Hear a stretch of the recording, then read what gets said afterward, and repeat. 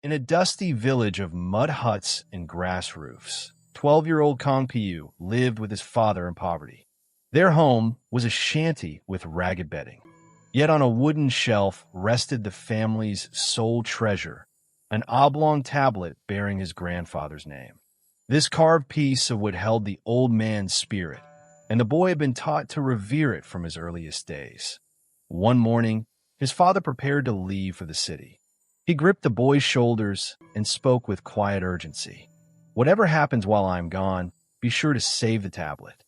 It is the only thing we have left worth keeping. Kain Gipu promised." His father laughed nervously at rumors of foreign soldiers burning nearby villages, insisting their hut held nothing worth stealing. Then he walked out through the gate and disappeared. Left alone, Kong Piu stood before the shelf and studied the carved wooden box. Through its lattice screen, he could see the etched surface of the tablet within. He reached out one cautious finger and touched the bottom of the case, then jerked his hand back, half expecting thunder. Nothing happened. It felt like ordinary wood.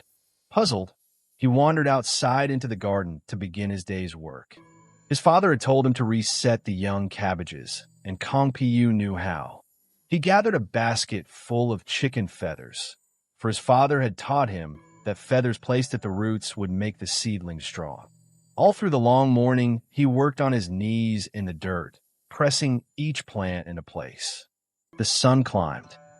He was just beginning to feel tired when a sound froze him. A woman's scream split the air. Kong Piu dropped his basket and raced to the gate. Down the road, women and children scattered in every direction. Behind them rode the dreaded foreign soldiers, swords flashing, setting fire to the houses. Kong Piu's heart hammered. Most boys would have bolted without a second thought, but he planted his feet and watched, deciding whether the raiders would come his way. House after house fell to the flames. Soldiers kicked open doors and emerged laden with loot. Women wailed and children sobbed in the smoke. The village men were all away at a distant market, and no one could fight back. The pillagers showed no sign of tiring. Nearer they came, house by house, until they reached the dwelling next to Kong Piu's hut. Smoke rolled across the garden. He seized a basket of chicken feathers, dashed into the house, and snatched the precious tablet from its shelf. He buried it deep among the feathers at the bottom of the basket. Without a backward glance at the only home he had ever known, he sprinted through the gate and down the narrow street. Behind him, flames licked at the roof he had slept under all his life. "Kill the kid!" shouted a soldier as Kong Piu nearly collided with him. "Put down the basket. No stealing here." Another laughed cruelly, calling the boy fine bacon. But no hand grabbed him. Kong Piu raced on, legs pumping, basket bouncing, until the cornfield swallowed him. He wound between the giant stalks, gasping, and at last collapsed beneath a stone memorial arch at a crossroads far from the burning village. Exhausted and hungry, Kong Piu climbed a stone pillar and hauled himself onto the arch. From there he could see smoke rising thick and black from his village. His heart sank. Nothing would be left. He climbed down and curled up at the foot of the monument with the basket tucked at his side.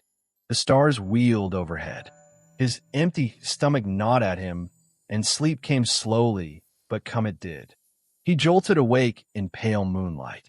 Someone had called his name. The voice was old, thin, and unmistakably not his father's. Kong Piu looked around at the stone columns and the arch above, but saw no one. He lay back, thinking he had dreamed it. Then the voice came again, faint but clear. "Kong Piu, why don't you let me out? I cannot breathe under all these feathers." In a flash, he understood. He plunged his hand into the basket, seized the tablet, and stood it upright on the stone base. Wonder of wonders, a tiny figure no taller than 6 inches appeared sitting on top of the tablet, dangling his legs over the edge. The dwarf sported a long gray beard and eyes that sparkled with life. Kong Piu knew at once. This was the spirit of his dead grandfather, clothed in flesh. "Ho, ho!" laughed the little man. So you thought you would bury your old grandfather in feathers? Soft enough grave, but rather smelly. Kong Pu protested that he had only been saving the tablet from the soldiers. The old man's expression softened. You did the best you could. Most boys would have run and left me to burn. You saved me from a second death, far worse than the first.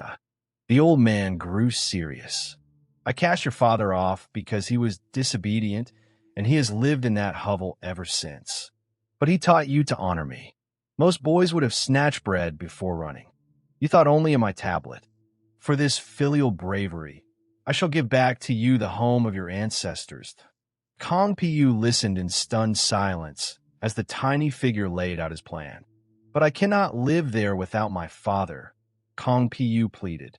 If he goes away, he will be lonely and may die. Then who will burn incense at his grave? The grandfather studied the boy's face and nodded slowly. Quite right. You love your father as well as my tablet. Very well. He shall return to... Then the old man shrank smaller and smaller until he vanished entirely. Dawn broke. Kong Pu woke to find the basket, the tablet, and even the stone arch had all vanished. Trembling, he followed the path back toward his village. When he rounded the last bend, an amazing sight stopped him cold. A great stone wall rose where the ruined hovels had been. The gate stood wide. A keeper rushed out crying, "The little master has come." Servants bowed low as he passed through. Inside the garden, his father rushed forward with tears streaming. "My boy, I feared you were lost forever." Kong Pu sobbed that he had lost the tablet, but his father pointed to a carved table. There it stood. Father and son fell to their knees and bowed 9 times in gratitude. In Chinese culture, this tale celebrates filial piety.